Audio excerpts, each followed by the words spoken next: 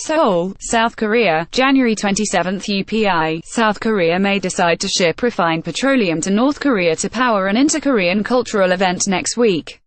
A South Korean government official said Sunday that Seoul is currently considering the move as the North's oil supplies aren't in good condition, but there has been criticism this would go against the flow of international sanctions on Pyongyang. The inter-Korean event on February 4 will likely take place at a cultural center in North Korea's Mt Kumang region. The facility, which was built by a South Korean firm, runs on a diesel-fueled generator. South Korea had asked the North to provide the power to hold the concert, according to the government official. However, the North responded that it would be difficult as it faces an oil supply shortage and that it is even harder to procure fuel from local sources as the region is unpopulated. In previous cross-border exchanges held in Mt Kumkang, South Korea provided fuel to operate the generator.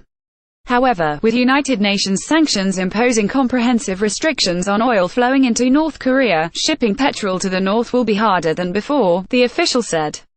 UN Security Council Resolution 2397 caps North Korea's imports of refined petroleum to 500,000 barrels a year.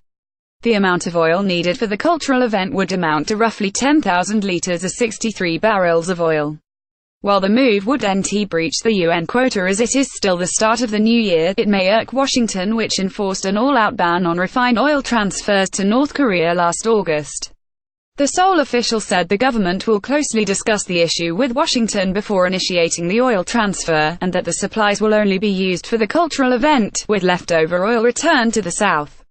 Regarding the matter, an opposition party member said by holding this excessive event, our government is putting itself at the forefront of breaking international sanctions, and that such actions will cause a crack in trust between allied countries.